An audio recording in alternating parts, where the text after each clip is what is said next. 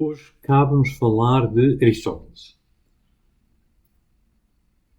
Aristóteles é um dos filósofos mais importantes da história da filosofia, talvez juntamente com Kant, um dos dois maiores filósofos de sempre.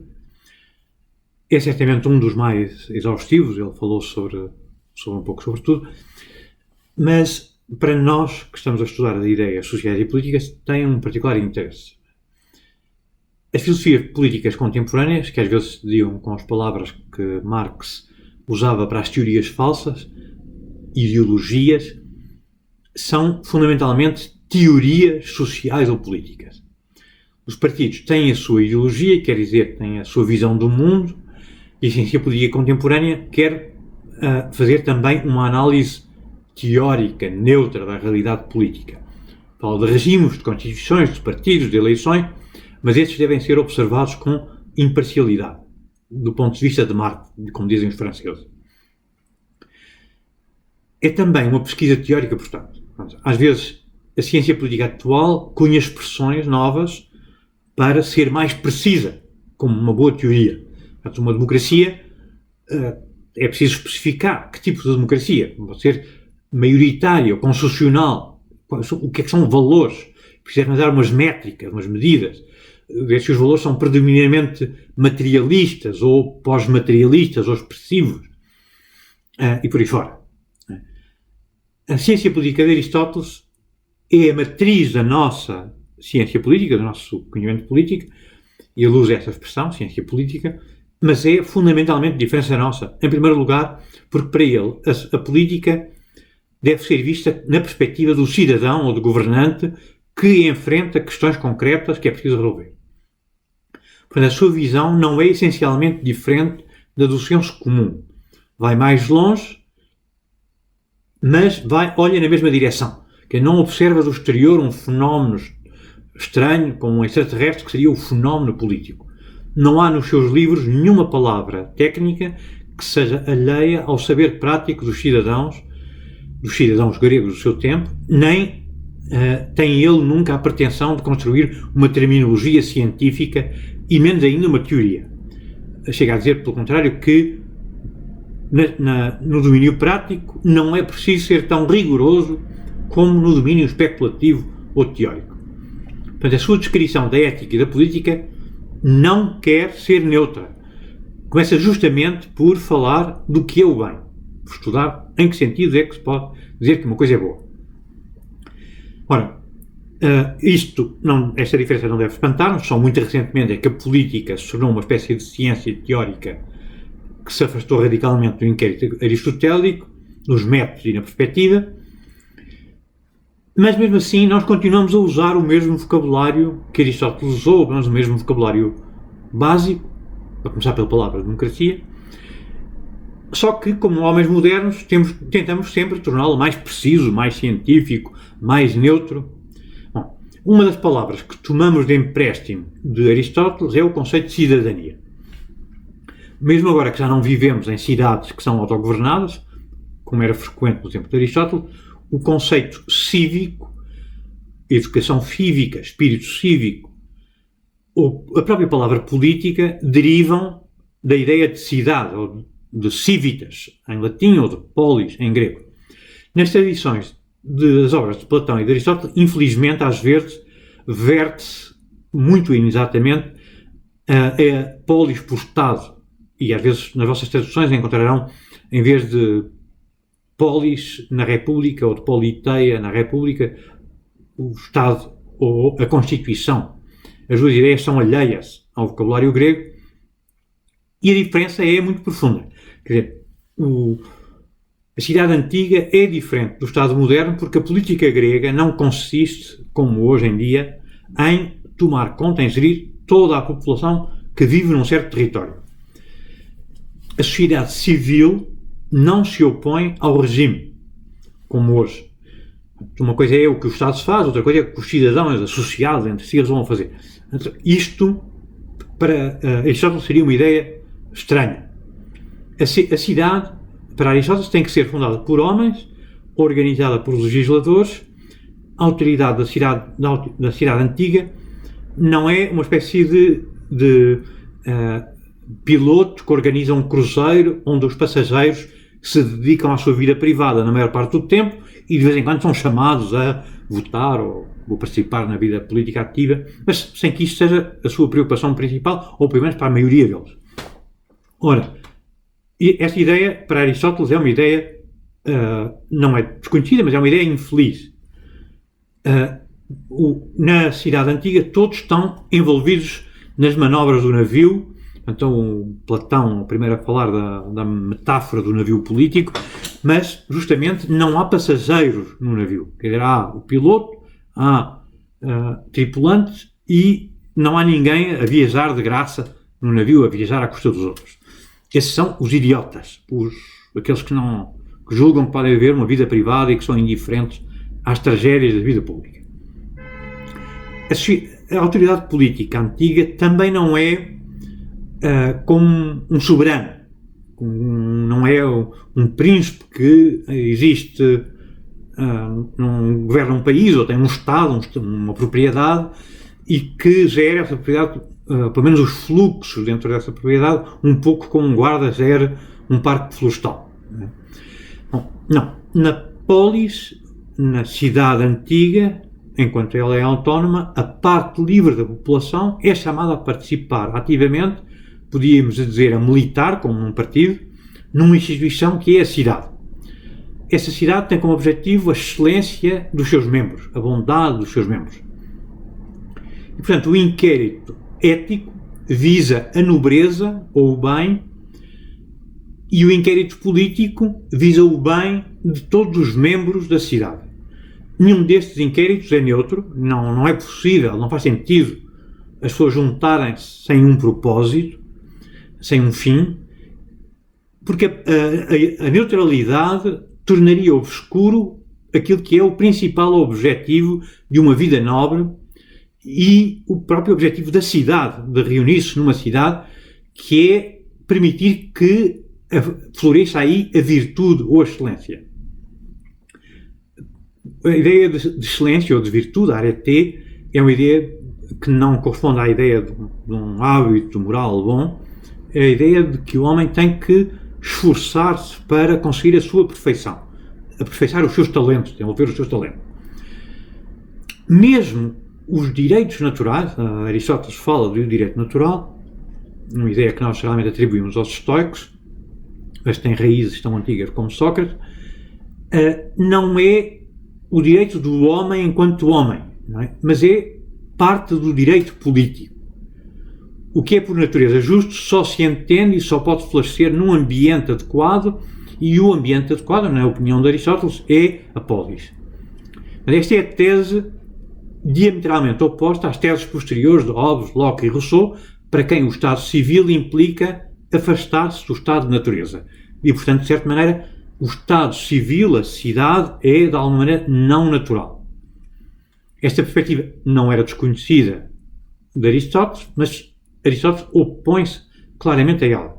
Ele diz, pelo contrário, que o homem tende espontaneamente a reunir-se com outros e obtém disso prazer, é isso a amizade, filia. Só a partir do estoicismo e do cristianismo, portanto, cerca de 100 anos depois de Aristóteles, ou 400 anos depois, respectivamente, é que se passa a conceber como o bem do homem como uma coisa alheia, ou até indiferente, muito mais importante e separável da vida política, o que torna a cidadania infinitamente menos importante do que era para Aristóteles e já tinha sido para Platão. Nós próprios temos um pouco a ideia de que uma questão que é apenas política é uma questão muito menos importante, menos profunda, menos séria do que uma questão moral, não é? Que tem uma carga muito mais forte. Não é? Mesmo assim, apesar das diferenças entre o vocabulário atual e o de Aristóteles, há uma essencial sintonia que nos faz com que nos sintamos à vontade ao ler a Ética a Nicômaco, ou a Política de Aristóteles, e que faz com que ainda estas obras ainda tenham um grande interesse e sejam constantemente reeditadas e estudadas, um interesse que é tanto histórico como filosófico, porque continuam a discutir as mesmas coisas que nos preocupam hoje. Que direitos tem o cidadão? Como é que ele se relaciona com aqueles que não são cidadãos, que vêm de fora? A relação entre o indivíduo e a organização social. É melhor uma anarquia, é melhor que o corpo político tenha todos os direitos? É preferível que o Estado eduque as crianças ou é preferível que isso seja um assunto privado?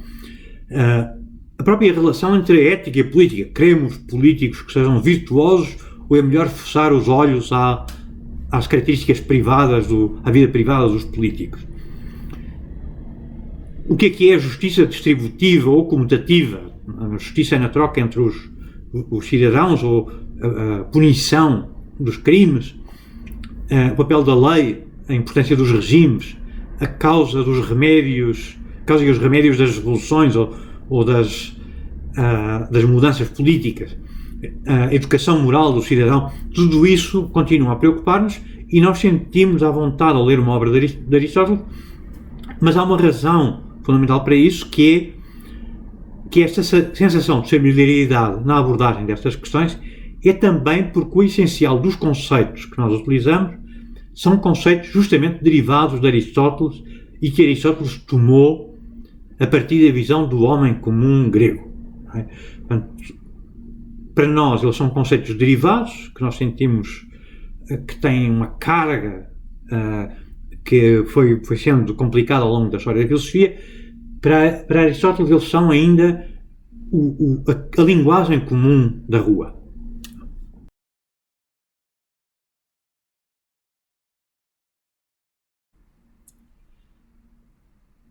O que é que sabemos sobre a vida de Aristóteles? Sabemos que Aristóteles nasceu em 384 numa pequena cidade na região da Macedónia, no norte da Grécia, a cidade de Stagira. Provinha de uma linhagem de físicos, quer dizer, de médicos famosos. O pai tinha sido o médico pessoal do rei da Macedónia, Amintas, o avô do futuro Alexandre o Grande. Aos 17 anos, após a morte do pai, o seu tutor enviou para estudar em Atenas. É talvez o primeiro começa por estudar na escola de retórica de Isócrates e depois passou quase todo o tempo na Academia de Platão, que teria então cerca de 60 anos. Quando ele chega está ausente, mas depois regressa e permanece aí até à morte de Platão em 347. Curiosamente, quase não há nenhuma referência aos contactos pessoais entre os dois nos escritos de Aristóteles, mas Platão, pelo contrário, apresenta um jovem Aristóteles num dos diálogos que participa no debate sobre as várias hipóteses sugeridas por Parménides, do diálogo que tem esse nome, e Aristóteles não esconde as divergências em relação ao que está a ser dito pelos outros personagens, o que parece confirmar um dito famoso antigo, que é que Platão seria amigo, que Aristóteles seria amigo de Platão, mas mais amigo da verdade. Isto não aparece literalmente na obra de Aristóteles, mas tornou-se proverbial. Os biógrafos helenísticos e árabes recolhem, não obstante, imensas histórias sobre a vida de Aristóteles enquanto ele está na academia. Diz, por exemplo, que ele era o único que conseguia permanecer acordado até ao fim das lições de Platão, que este nunca começava as suas aulas sem Aristóteles chegar, que várias vezes teria perguntado onde é que está o aluno, e teria parado até que ele finalmente chegava, que lia até a exaustão, tinha como alcunha o leitor, que lia inclusive com uma pedra na mão, sentado, tendo por baixo uma bacia de metal, de tal maneira que se adormecesse, a mão abria-se e ele deixava cair a pedra sobre o prato de metal, fazendo ruído e acordando de novo e permitindo-lhe continuar a ler. Portanto, era um leitor incansável, um estudioso incansável, e ainda hoje se discute se Aristóteles é fundamentalmente um herdeiro ou um opositor de Platão. À morte do mestre, o certo é que ele parte para Assos, na costa da Ásia Menor, recolhe aí muitos exemplos de fauna marinha, que acaba por usar nas obras que escreve sobre as partes dos animais, onde apresenta descrições minuciosas, como ele próprio diz, dos animais mais pequenos, mesmo os mais repelentes. Diz que todos são muito interessantes. Vive 3 anos junto do tirano Hérmias, o tirano da pequena cidade onde ele vive, em cuja corte acaba por conhecer a sua futura mulher, a filha adotiva do governante. À morte de Hérmias, a quem dedica um hino à excelência, um hino à virtude, a juntar-se a Teofrasto, que se torna depois seu companheiro no Liceu, e em 343, a pedido de Filipe da Macedónia, junta-se à corte da Macedónia para ensinar ou educar o seu filho Alexandre.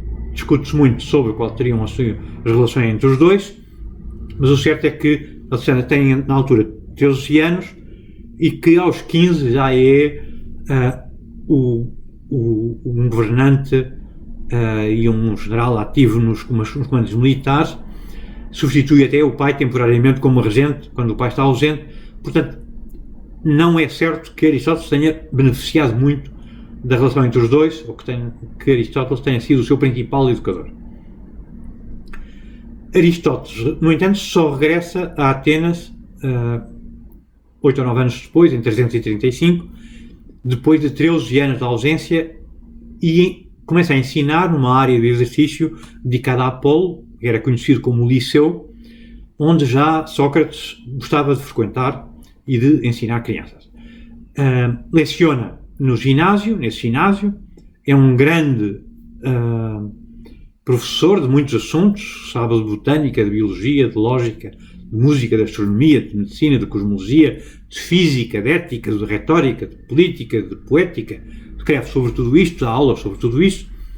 Segundo um autor romano posterior, Aulo Gaelo, algumas dessas matérias seriam esotéricas, quer dizer, ensinadas em aulas abertas a todos, e outras seriam matérias acroáticas, como as ciências naturais e a metafísica, que seriam ensinadas a um grupo mais restrito. Organiza no Liceu, segundo Estrabão, também a primeira biblioteca pública ou semipública, e depois da morte da mulher tem um filho da sua escrava, com quem se casa, aparentemente, chamado Nicômaco, que é também o nome do seu próprio pai, e a quem ele dedica o Tratado de Ética. Em face da repentina morte de Alexandre e de uma revolução que se dá em Atenas contra a ocupação macedónia, todos os que são suspeitos de apoiar a Macedónia, que serem do partido da Macedónia, e Alexandre era um macedónio, levam a fugir para evitar, como ele diz, a segunda acusação da Cebeia, o segundo crime contra a filosofia. E retira-se para uma ilha próxima da costa da Ásia Menor, na Eubeia, onde falece de causas naturais em 322, um ano depois. Quando escreve o seu tratado sobre a política, Aristóteles tem, portanto, já uma certa experiência política real, uma experiência até direta, invulgar, na primeira fila da vida pública. Ele tinha vivido na corte da Real de Macedónia durante a juventude e durante 8 ou 9 anos depois. Tinha vivido 3 ou 4 anos em casa de um tirano benevolente na Ásia Menor, e depois, como meteco, quer dizer, um estrangeiro residente, assiste a 2 dos momentos mais quentes da vida política democrática de Atenas, onde presencia os debates sobre a recuperação de Atenas no fim da guerra do Peloponeso e os sonhos de constituir uma pátria pan-helénica que reúna todos os gregos, e depois o fim da sua existência como cidade independente, quando cai sob o protetorado do rei de Antípatro da Macedónia, depois posteriormente o rei da Grécia e de parte da Ásia Menor. Portanto, todas as obras de Aristóteles que sobreviveram e que ainda chegaram até nós, excepto alguns excertos de diálogos que são citados por autores gregos posteriores, do período chamado helenístico, e o hino chamado o Proprético, que é uma espécie de incentivo ao estudo da filosofia, uma exortação, que foi possível reconstituir mais ou menos integralmente a partir de fragmentos, o que temos parecem ser não propriamente um diálogo, nem um tratado, mas uma espécie de notas de ensino ou de apontamentos de aulas, com certos sinais exteriores de revisão, de que há certos inseridos em certos momentos, de que há partes repetidas de outras obras, de outros textos. Não sabemos se essa organização dos textos é do próprio Aristóteles ou de um editor posterior. É provável que tenha sido um editor posterior. O certo é que a lista das obras que possuímos não corresponde de nada, um pouco, com as listas helenísticas posteriores.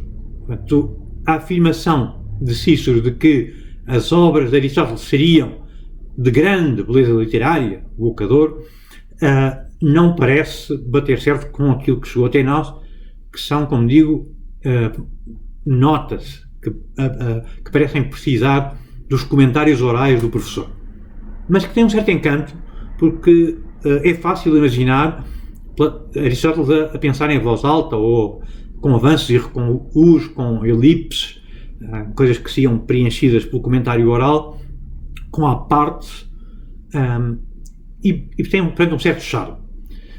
As ciências, segundo Aristóteles, ou os saberes, epistemai, pertencem a duas categorias fundamentais. São teóricas ou são práticas. Estas duas grandes classes de investigações pressupõem, contudo, um estudo preparatório, a lógica, e esses estudos preparatórios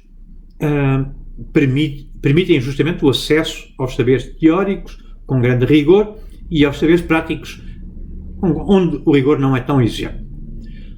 Os ramos da ciência teórica ou da filosofia teórica definem-se pelos seus fins. As ciências contemplativas visam o saber por si mesmo, e os seus ramos são a matemática, a física e a metafísica, aquilo que está para além daquilo que pode ser conhecido pelos sentidos. Uma espécie de teologia natural.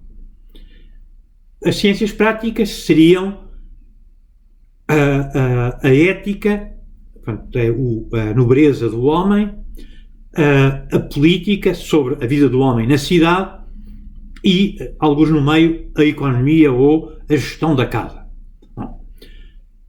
As obras mais importantes que chegaram até nós são as categorias de interpretação, os primeiros analíticos posteriores, os tópicos e as refutações sofistas, que são geralmente conhecidas pelo nome comum de órgão, quer dizer, instrumento, seria o instrumento do saber, e as outras são, no campo da física, a física, a geração e corrupção sobre os céus, pequenos tratados naturais, a história dos animais, parte dos animais, o movimento dos animais, a meteorologia, a evolução dos animais, a geração dos animais e por aí fora. Ele escreve também sobre a vida e sobre a razão, um tratado sobre a alma, sobre a vida em geral e a vida humana em particular, e escreve a metafísica, portanto, uma especulação sobre o que é que pode estar além daquilo que nós conseguimos examinar pelos sentidos e com instrumentos.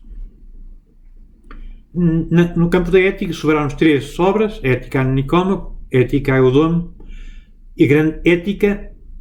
De economia há um escrito apócrifo, mas ele só deixou umas considerações no início dos livros políticos, que não é um livro, é um conjunto de livros, e também a história dos regimes de Atenas, que às vezes é conhecido como a Constituição de Atenas, uma tradução um pouco correta, não corresponde ao conteúdo, nem à ideia, porque a ideia de Constituição é alheia ao vocabulário grego, mas que é uma história de como o regime de Atenas foi mudando ao longo dos tempos e que seria parte de uma grande recolha de cerca de 200 títulos mencionados nos tratados helenísticos, que teria sido feito pelos, se não pelo Aristóteles, pelos seus alunos no liceu.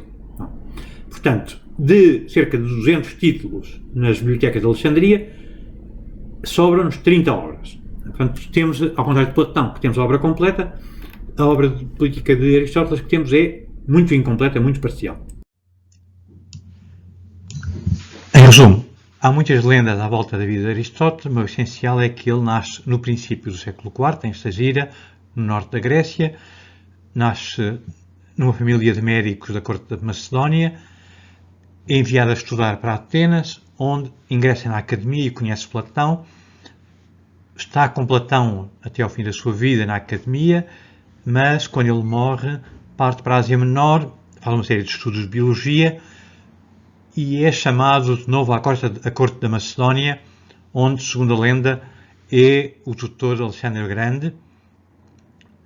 Pouco depois regressa a Atenas, funda o Liceu e ensina aí durante muitos anos, até que finalmente é obrigado a fugir de Atenas porque há uma revolução contra o reino da Macedónia.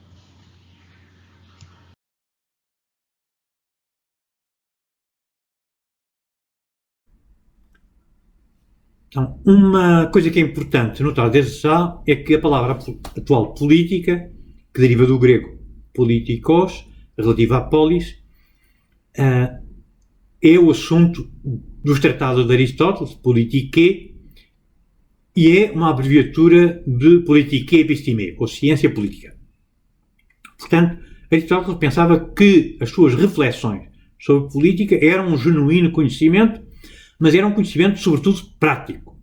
Portanto, é a mais antiga obra de ciência política. Os diálogos de Platão são anteriores, mas são um diálogo, quer dizer, qualquer coisa entre um drama e uma apresentação de argumentos, e, portanto, não exatamente um tratado político.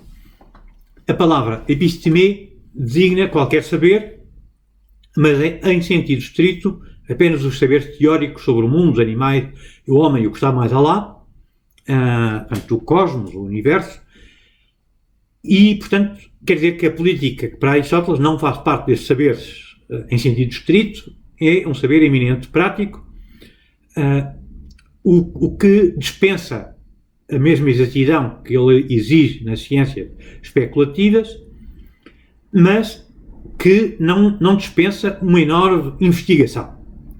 A política, como ciência prática, ocupa-se de um fim concreto, que é a felicidade e a excelência dos cidadãos. Na Ética a Nicômaco, logo no início, o autor explica que todas as artes têm um fim, todas as formas de inquérito, todos os saberes têm uma finalidade, visam algum bem. Há uma grande variedade de fins, uma grande variedade de bens, a que correspondem, grosso modo, as muitas artes, as muitas ciências. Por exemplo, a medicina tem como fim a saúde, a construção naval tem como fim o barco, a navegação, mas alguns destes saberes são arquitetónicos, não é? Porque presidem aos outros. Um desses saberes arquitetónicos é a política, pois esta governa as outras ciências práticas e os fins que essas têm, que são apenas os meios para a política. A política tem o fim mais importante, que é o bem humano mais abrangente. Ainda que o seu fim seja o mesmo para o indivíduo e para a cidade, o fim da cidade parece ser maior e mais completo, diz Aristóteles.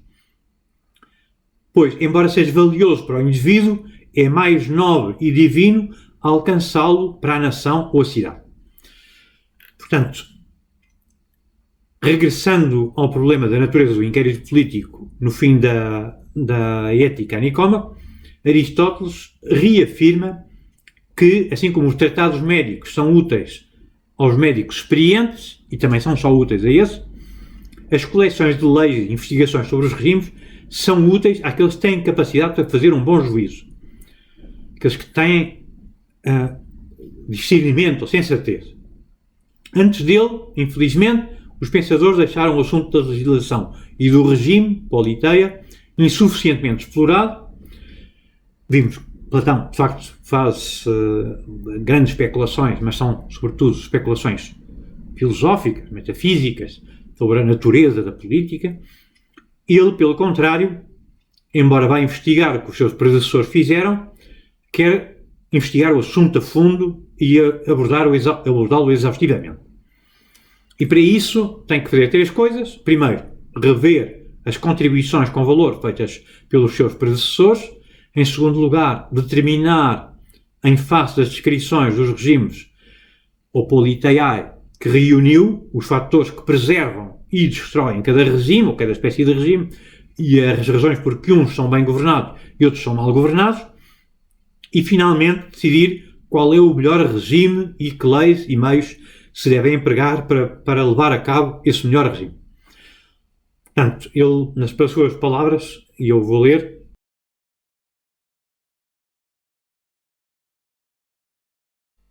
pois, se alguma coisa foi bem exposta em detalhe pelos pensadores que nos antecederam, passemos-la em revista. Depois, à luz dos regimes que nós mesmos coligimos, vamos examinar que espécie de influências preservam e destroem as cidades.